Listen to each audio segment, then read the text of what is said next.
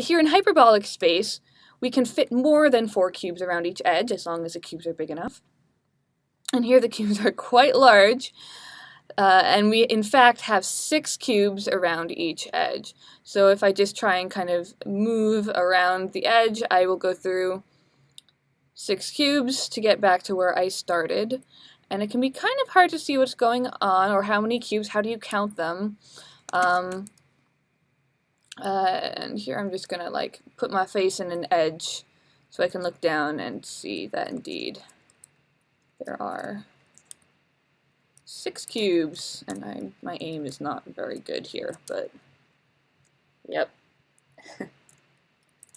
So that's what's going on here with these hyperbolic cubes in space. And to see, here we have the same kind of thing going on, except the cubes have the corners cut off. They are truncated cubes.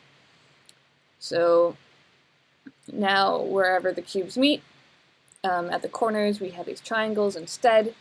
But otherwise it's the same. There are 6 around each edge. So here's an interesting question in this particular space, is what is this shape at the corner? Might look a little like an icosahedron to those familiar with that shape, but an icosahedron has 5 equilateral triangles around each vertex.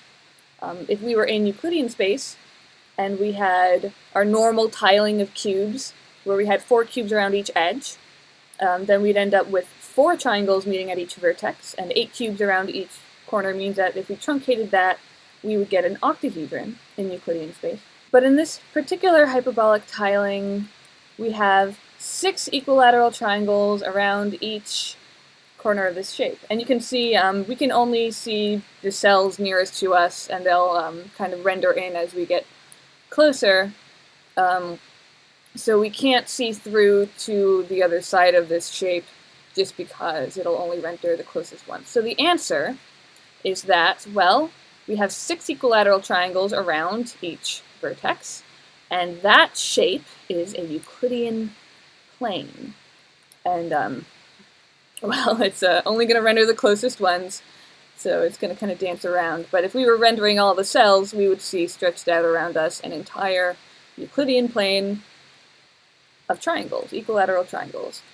And that's just fascinating to think about, to imagine that each one of these corners here is a Euclidean plane. And I want to think of it as a shape that I can get into the middle of, but in fact the center of this shape is at infinity, because it's a Euclidean plane. So here's a view of only those corner bits, and again we're only rendering the closest ones, and as we get closer we'll but each one of these sets of triangles is an entire infinite Euclidean plane that of course don't touch each other. And when I'm moving through this space, I always want to get around the plane. I'm trying to get around this shape. I want to go all the way around it, but of course I can't go around it. It's infinite. It's a plane. And because of hyperbolic space, they don't intersect. So it's awesome to be able to create these spaces and explore them, especially in virtual reality.